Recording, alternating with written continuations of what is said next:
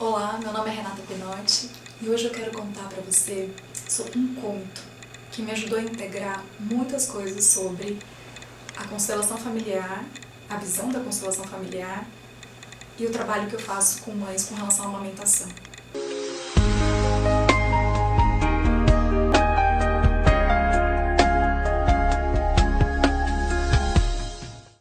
Certa vez eu li esse conto no livro Alma e Moral, do Rabino Newton Bonder.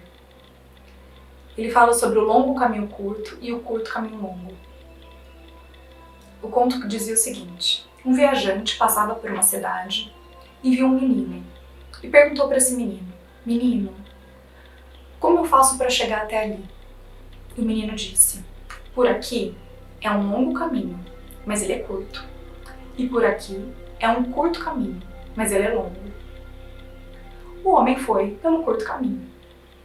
Chegou um determinado momento que ele se deparou com um abismo cheio de arbustos, numa passagem que era intransponível. Mas o lugar onde ele queria chegar era logo ali, depois do arbusto. Depois dos arbustos e depois desse abismo. Só que ele não tinha como passar. E aí ele voltou todo o caminho, chegou até a cidade novamente e perguntou para esse menino: menino, você me disse que por ali era curto caminho. E ele falou: eu disse que ele era curto, mas eu disse que ele era longo. E muitas vezes a vida nos coloca diante de curtos caminhos longos e longos caminhos curtos, nessa encruzilhada. E eu vejo isso acontecer na amamentação. A amamentação, ela é esse primeiro contato da mãe com o bebê após o seu nascimento. Quando um bebê ele vai para o colo da mãe e mama, ele tem que olhar, ele olha diretamente nos seus olhos. Porque nos seus olhos ele se vê refletido. E ali ele começa o processo de separação, de que ele não é a mãe, e também da estruturação psíquica de segurança. No colo da mãe, ele aprende a se entregar. E foi vendo a amamentação que eu compreendi uma expressão muito usada na constelação familiar, que é tomar a mãe, tomar o pai. Na constelação nós não usamos a expressão receber, de forma que não é um receber passivo. Para que eu possa receber o amor dos meus pais, eu preciso tomá-los. Tomá-los no sentido de que isso é ativo. E é uma expressão um pouco difícil da gente compreender, se a gente usar literalmente a palavra. Mas a amamentação me ajudou a compreender o que isso significa. Essa mãe, ela pode estar jorrando leite. Ela pode estar com o seio farto de leite. Mas se o bebê não pega essa mama e suga, ele não consegue receber esse leite. Então ele precisa tomar essa mãe para poder receber o que ela tem a lhe oferecer e se permitir ser nutrido por ela. Quando a mulher já começa a atravessar dificuldades para amamentar, muitas vezes nós vemos esse fluxo de amor que está interrompido entre ela, muitas vezes, e a própria mãe. Porque quando uma mulher ela tem um bebê, ela acessa do seu inconsciente memórias da sua própria concepção. De quando ela foi gerada, de quando ela nasceu. Por isso é comum que a mãe regrida para o seu próprio nascimento. E ela acaba se vendo nesse bebê. Então são situações que nem sempre são fáceis. E esse bebê também pode se retrair diante de uma dor, de um medo que essa mãe apresenta, de uma depressão pós-parto, e ter dificuldade em tomá-la. Porque quando ele olha no olho da mãe e vê medo, ele não se vê refletido em sua íris, e ele passa a se retrair. Então quando eu vejo um bebê no colo da mãe, eu já consigo enxergar muitas dinâmicas que estão acontecendo ali, que não tem a ver só com a amamentação. Claro, existem questões mecânicas, existem dificuldades anatômicas, fisiológicas, que também têm que ser consideradas, mas elas não são a maioria. A maior parte das dificuldades provém dessa dificuldade de vinculação, tanto da mãe quanto do bebê. E isso não tem a ver com desejo, e nem com amor, porque tudo é amor. É óbvio que essa mãe e esse bebê se amam.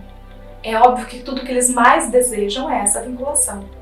Mas existem dificuldades anteriores, e geralmente inconscientes. Então os sintomas, eles mostram pra gente o que estava oculto.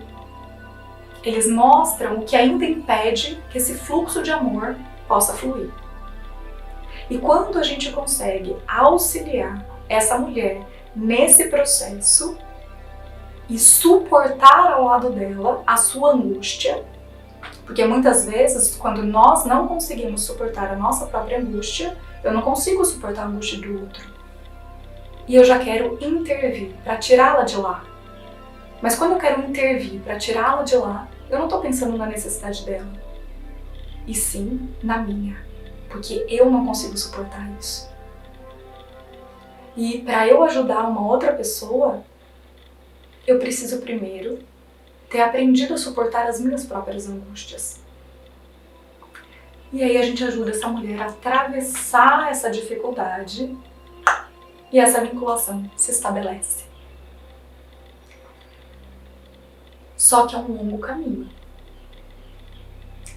E esse longo caminho, muitas vezes, é curto. Porque eu atravesso essa dificuldade, às vezes nos 3 primeiros meses, e depois essa vinculação ela acontece. Por isso curto. E o que acontece na grande maioria das vezes? O oposto. A busca pelo curto caminho, que se torna muito longo. Então, quando diante dessa dificuldade vem uma intervenção e retira muitas vezes essa mulher desse momento precioso de cura das suas próprias questões, eu posso favorecer a separação. Nós, todos os profissionais da área da saúde, nós recebemos uma formação intervencionista. Somos formados para ter um tratamento, uma intervenção. Então, naturalmente, nós não temos facilidade em suportar angústias, que era uma forma de se tratar e de se cuidar de antes.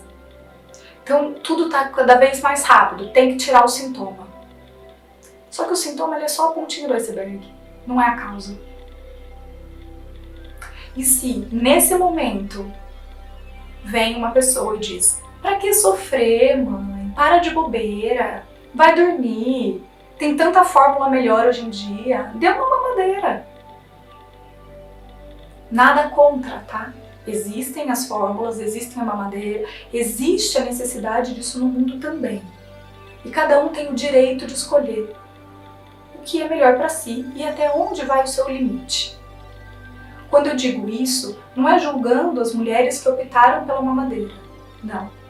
Mas é uma consciência para quem cuida dessa mulher, para não intervir, não tirar dela esse direito.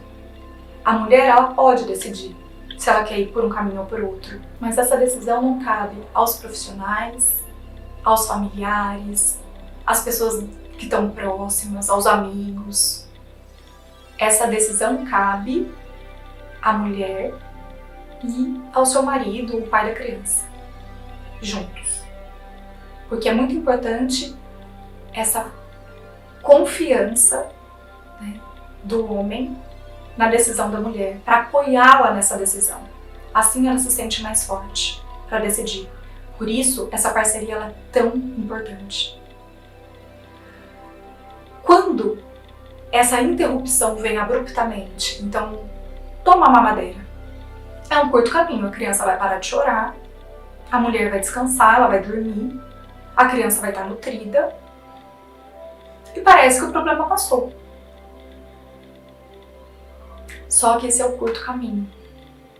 Porque ali, aquela mulher acreditou que ela não era capaz de nutrir aquele bebê. Então ela já se retrai diante disso. E ela passa a não se sentir suficientemente boa para essa criança. Mesmo que mentalmente ela acredite que era o melhor e pronto, algo dentro dela se congela. E eu vejo isso acontecer com muitas mulheres que depois eu toco no assunto, ou ouve alguém falar sobre amamentação, e ou elas reagem agressivamente, ou elas se emocionam e não conseguem falar sobre isso. Porque existe uma dor. E isso se reflete nessa vinculação.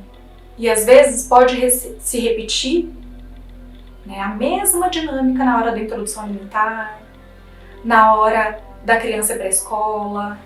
E às vezes essa criança não permite mais que a mãe cuide dela, que a mãe a ofereça alimentos, que a mãe a ensine a fazer a tarefa.